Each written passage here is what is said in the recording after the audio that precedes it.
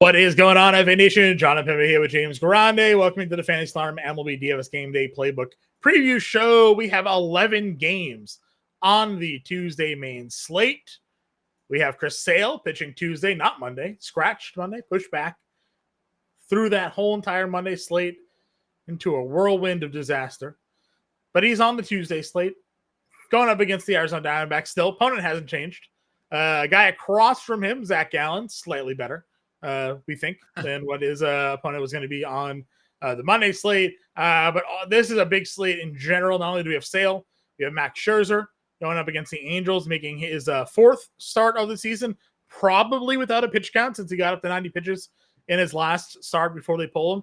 We have Blake Snell off the IL going up against the Toronto Blue Jays. Snell obviously was horrific prior to his IL stint there. He did, I think, his last IL appearance, though, he threw like a 4-inning no-hitter or something like that. Had like something ridiculous stat line there. So all in all, it's going to be a pretty interesting slate with 11 games here. A lot of players to pick from. Yeah, I would say like the difference between the Monday slate and Tuesday slate with Chris Sale is that obviously he's not $2,000 more than every other pitcher on the slate. And just with more variety, I don't think it's necessarily a must that we have to play a $10,000+. It's $2K more than the next guy, like you said, right? Yeah. So like, not the case here.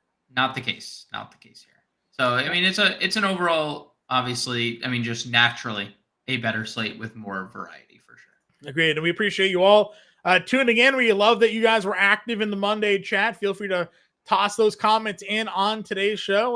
We'll be there. We'll respond to you. If you guys have any questions, so don't be shy and hit that like, hit that subscribe. We go live again at 5 p.m. Eastern time. Myself and Henry Wilson will be here at 5 p.m. breaking down Henry's playbook for the Tuesday slate. So make sure you turn on your notifications for that. Again, it's a free way to support the work we do here on the Fantasy Alarm channel.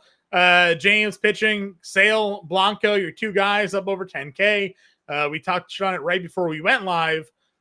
I feel like I might be more apt to play Ronel Blanco at 10K than Sale at 10.4. What are your thoughts?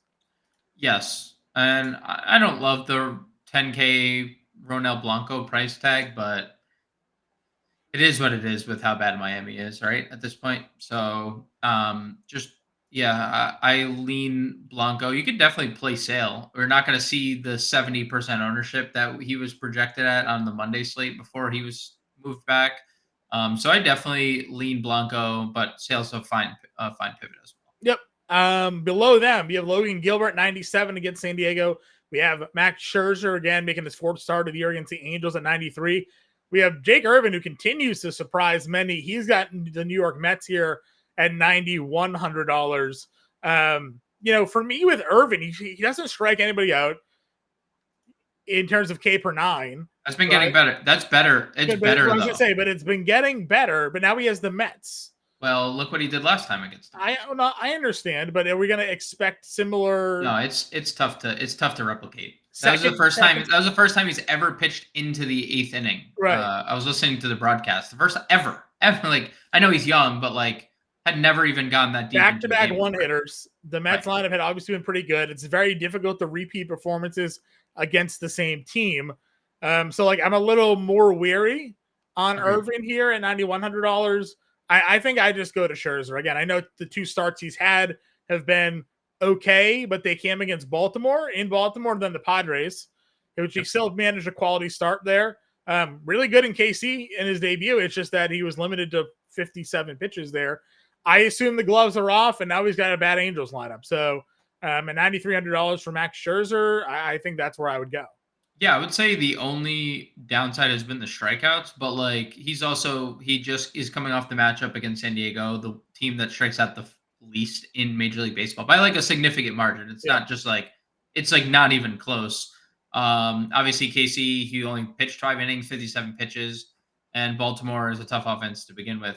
So yeah, but the Angels like aren't good, and I would say in general, it's a different offense than what it's been. Just when you look at like the fact that Keston Hiura is playing like every day. So like obviously maybe not the same as it's been, but they have not struck out a lot this year. 21% of the time against righties. But we'll see. I think Scherzer is still a great play, even without even last outing against the Mets specifically aside. Jake Irvin has been really, really good outside of the Arizona start. I mean, before that, he had 1, 2, 3, 4, 5, 6, 7, 8 of his last 9 starts. Jake Irvin he's allowed 2 earned runs or fewer, and in all but one of those, in the one of the 9, were the only time he didn't go at least 6 innings. So he's getting deep into games. If you play over on FanDuel, he's getting you quality start points, and he's winning a lot. I mean, he's won 5 of his last 7 starts overall. So I'd be okay getting to Irvin as well. Yeah, I mean, obviously, again, 7.9K per nine, but to your point, 2 of the last 3 starts. Obviously, Coors in Colorado in Coors, he had 10 strikeouts there. The Mets, not a team that strikes out, managed to get out 8 Ks there. More of the outlier performances, maybe. Yeah. His xERA is 3.6, which is still good, but he's at a 2.8, so maybe there's some level of regression there. He's at a 3.75 Sierra, so I don't know. We've talked about how good the Mets lineup had been. I know they've cooled off slightly, and they're definitely better against lefties, but I worry about that just a little bit. If we're going down, I mean, you've talked about Atlanta and their questionable numbers against righties. Now you have a really good pitcher in Zach Gallen. Bailey Ober, who I feel like is always facing the White Sox or the Tigers, it seems like every start. $8,700. Eric Fetty, obviously, there has continued to frustrate when we've pitched against him more often than not, at 85. And then, I mean, I don't know. Brian Bayo looked pretty damn good against Miami. I know he struggled for most of this year, but now he's home against Oakland. So what are your thoughts on the 8K tier? My thoughts are immediately went to Bailey Ober, and it is hilarious. His last 4 opponents plus this one: Oakland, Seattle, Detroit, right? And now the White Sox. I mean, there's bad teams. You could not find a better way to get your numbers to look better if you tried. You could not have a better 5-game stretch. Look at the K per nines, I mean, and we've talked about it a bunch with a lot of guys. Bailey Ober is one of them who had horrible luck to start the year. And you know what? Maybe he deserved this. Maybe he deserved this type of stretch. Because they fed him the Yankees and the Royals and they were going good, and the Rangers and Texas, Cleveland. Yeah. I mean, dude, the Dodgers, KC. I mean, he got lit up against KC twice, I think, this year. Yeah, I mean, opened the season with 9 runs and 1 in the 3rd inning, right? And it just kind of. And then KC the second time 6 runs, so he's allowed 15 earned runs against KC in 9 innings. He's at a career high K per 9 right now. Again, definitely aided by the last 4 starts, but 9.57 K per 9. The walks are up. 2.2 walks per 9 is a career high as well. Big fly ball pitcher, only a 32% ground ball rate. But I don't know. I mean, I guess Lewis Robert would be who you'd be afraid of in this matchup for fly balls, but I don't know. It's the White Sox, man. Yeah, I like the matchup. So I immediately went to Ober, and then I'm with you on the Bayo front. I think those 2 are the 2 guys. He looked really good. The ground balls were back. Home runs were not.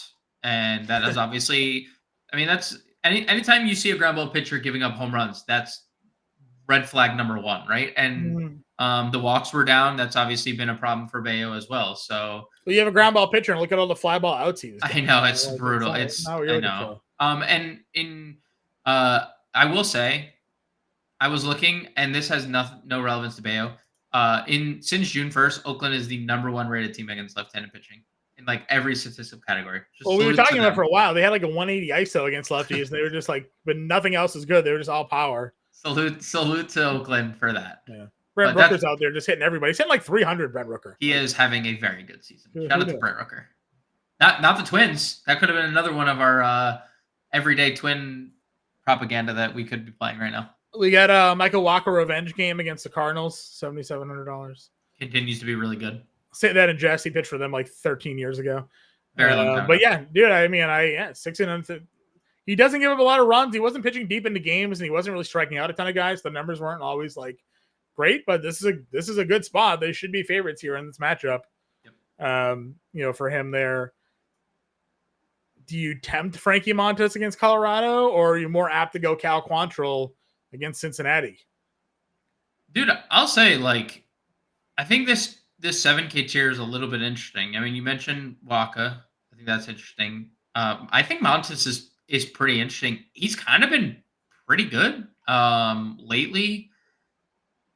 I mean, He's been getting away with the walks, he's right? definitely getting away with walks. The matchups have been very difficult. I mean, Yankees, Cardinals are a good right-hand hitting team. Boston is obviously 9 lefties deep. Milwaukee is obviously a good right-hand hitting team. Um, and then he 7 scoreless in Coors Field, predating the Cubs start. So, yeah, I think Montes is fine at 7,500. Obviously, needs to get the ground balls. He has a big ground ball rate. We need the ground balls in Great American. So yeah, I'm okay getting there. I'm a little bit interested in Payante. I know he's someone that we've targeted in the past, but 7,600, the Royals are just like have kind of, other than Bobby Witt, everyone has kind of cooled off, right? Like they did not have a great week at Coors. Nobody really hit. Payante struggles against righties. I guess that would be the one concern. Bobby Witt, Renfro, Salvi, Michael Garcia, like 4 of their top 5 are righties. But 7,600, he's pitching really, really well. If there's no O'Neal Cruz in this Pittsburgh lineup, he left Yeah. in before his final at bat. Colin Ray, and you've said this a couple times, outside of the San Diego start, Colin Ray has been really good. 24 fantasy points in Coors Field, 24 fantasy points against the Cubs, 8 strikeouts, 22 fantasy points against Cincinnati, 24 against Toronto. 4 of the last 5 games, he's gone for 20 plus with a blip in the radar against the Padres. Well, they didn't strike anyone out. Well, guess what? Nobody strikes the Padres out. Right. So if there's no O'Neal Cruz in this Pittsburgh lineup, I'm definitely a little bit interested in some Colin Ray here. Sure. Yeah, I definitely don't. I don't mind that play. I mentioned Cal Quantrill just because he's relatively been good for all of the seasons. He gave up some runs against the White Sox, but other than that, like pretty solid. Do you think Yeah. that there's a chance for him not out of course? He's been good outside of course too. 3.58 ERA, Yeah. 14 fantasy points per game. Not great, but like He's under 7K. I mean, 6,500. So right, he's 6,500. If he got us anywhere close to 15 fantasy points at 65, I'd feel pretty good about that number. Yeah, I agree. Anybody else? I don't think so. Catcher. Again, big slate. We generally look to find some value here. I wouldn't mind testing Toronto against Blake Snell.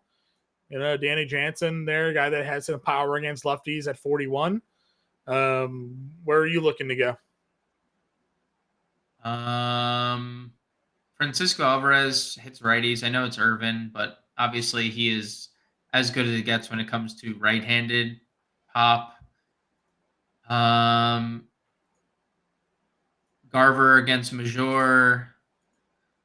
Moreno, no thanks, even though it's a good spot. Jonah Heim gets Runzi Contreras, 3,400. I'm back on the Jonah Heim train every night until he gives me a reason not to be. Kybert Ruiz, he's been better of late, $3,200. I think that's a fine play. And then, like, if you want to punt catcher, Snell is pitching. And if he's going to continue to pitch bad, Alejandro Kirk or Christian Vasquez, I would say would make sense. First base. It's still a little surprising on this slate. We're missing Dodgers, right? Like, we're so used to seeing Ohtani Freeman at the top. We got Christian Walker against lefty, Pete Alonso against Irvin, Vladdy versus Snell 51, Olsen versus Gallen. I mean, some tough matchups here for the top tier. Yeah, I mean, Vladdy would be the guy if you believe that Snell is not going to pitch as well as he did. Let me pull up the Snell. I'm sure they have the update here. He was like really good in that last outing. Strikeout 9 over 5 scoreless was his last start. So not too shabby. Not too bad, but it's AAA. Like man had a 9.5 ERA at Major League level this year. So I mean, if you don't think that he can get back to that, right? I think Vladdy is your guy over 5K. And then probably the next guy I get to is Quinn Priester pitching for Pittsburgh? Because if that's the case, then Jake Bauers is definitely in play. Quinn Priester has not been very good in Major League level, so Sure. I would say that would be the next place I'd go. Okay. Nathaniel Lowe's 37 could be fine there. Roddy Tellez has been really good lately, but He has been good. Like Colin Ray, but kind of been an extended. You know what? To be fair, like to your point, the one thing Colin Ray has never figured out since coming back is pitching to lefties. He can't pitch to lefty bats. Yeah. So I'm with you there. There's at least maybe some value there, and of course we'll see who else is in the lineup as we work our way down. I mean, Soderstrom is a lefty with some power if you're not in on Bayo. So I got one. How about Juan Yepez back with sure? Yeah, I saw that he was back. Yeah, he got called up for Meneses and hits lefties. We know that hits in all 4 games he's played in too. I mean, shout out Juan Yepez making it back to the show here. Sure. Second base position, Ketel Marte versus a lefty. Altuve versus Trevor Rogers, a lefty. Terang versus Priester's pretty nice. $4,900 there as well. Where are you looking to go? Altuve Terang stood out right away for me. I think those were the 2 names. As you were saying, I was kind of licking my chops a little bit to get a piece of both. So I like Altuve. I like Terang there. Sure. Mid-tier range. I mean, Luis Garcia has been really good. He has been really good. He had the 2-homer game, followed it up another homer, then followed it up with a 3-hit game. I know he's lefty here, but pretty strong. We know David Hamilton has elite stolen base upside. He's obviously cooled off because he was never supposed to be that hot of a hitter. But when he gets on, he's going to run. And we know Joey Estes is not really a great pitcher here. So right. Some options down here in the mid-tier for you. Of course, there's still Jonathan India, Massey. What are your thoughts? I'm okay with this tier. I think they all profile better in tournaments. India, righty. He's been better against lefties. Massey has been obviously good against righties and hits in the middle of the lineup, but Payante's been bad against righties, not lefties. So Massey's fine in tournament. And that's probably just like punting. Emmanuel Valdez, I'm sure he'll be in the lineup for Boston with their lefty-heavy approach against Estes. Yeah. If you don't believe in the Bayo last game, like Geloff, we know also you might get a 4 strikeout game from Geloff here. You never know. It's the mixed bag. More likely to get a couple of strikeouts here for sure. But it also could be 1 for 4 with a home run, right? And then who cares about the other 3 at bats? Yeah, I mean, he is a righty. Lefties have been the ones that usually give trouble to Bayo. Yeah, Vargas has hit lefties pretty well. He's 2,800 if he's in the lineup there. Yeah, and they hit him. I think their last lefty, if I'm not mistaken, he hit like 5th. So if he's going to hit in the middle of that lineup, then there's definitely third base. I mean, you've obviously saw a front row center of what Rafael Devers can do. As a Yankee fan, James was just, they got to stop pitching to this man. All right, I lost you. I had to anyways, turn my internet back on. He is as locked in seemingly can be against the Yankees. Now he's got Joey Estes here, $6,200 for Rafael Devers. Yeah, feels pretty good. We can always run back Miranda at $4,700 against Fetty if we want to do that as well. Yeah, Devers has been great. And so, so is Miranda, obviously. You know who else has kind of weirdly been great? Matt Chapman has been super good lately. He's notoriously been good against lefties. I'm not like sold here on Chapman, but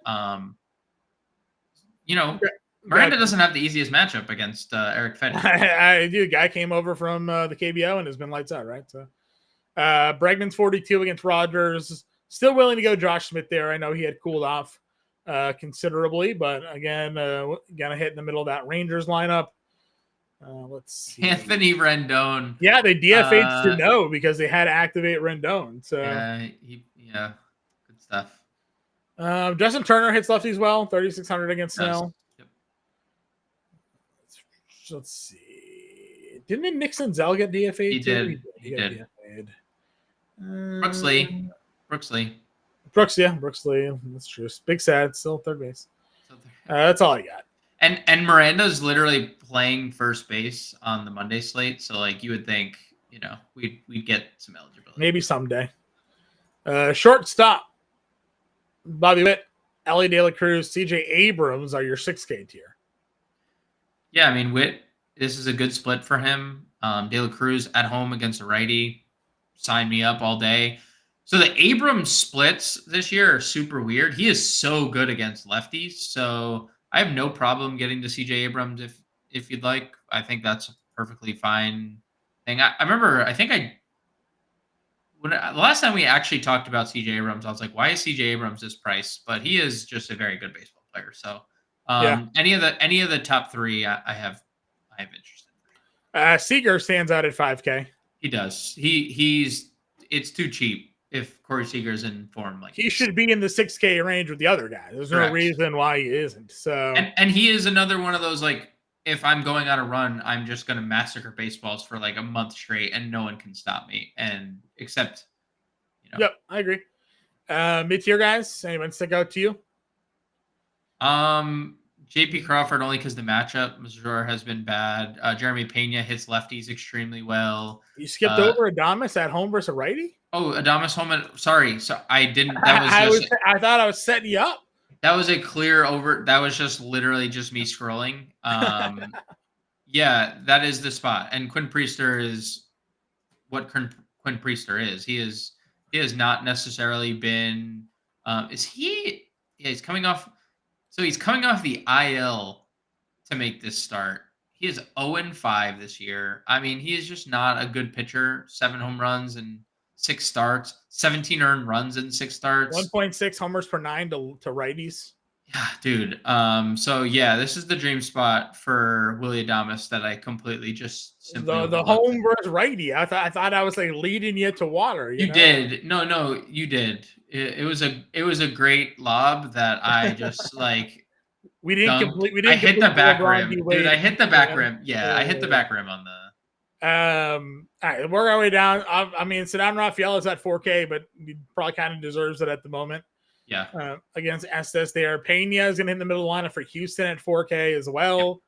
Yep. Certainly some appeal there. Value plays. Any value short thoughts for you? Nothing that I think is really necessary. Schumann's been good, but he's a righty, so I don't think it's anything we need. All right. Outfield we go. Yelich is your top priced guy, which again should speak all you need to know about Priester here. He's 6K. Duran, all-star Jaron Duran, $5,900. Deserves it. For him there. Lane Thomas versus a lefty. We know that's a bingo spot. Where else are you looking to go? Yeah, like all the names, Jaron Duran's struggles hurt me deeply because I may or may not have him in my 2 most important fantasy baseball leagues this year, but this seems like a spot to get back on track. Yelich, obviously, elite. Lane Thomas. Brian Reynolds, if you don't believe in the Colin Ray recent performances, lefty against Colin Ray is for sure in play.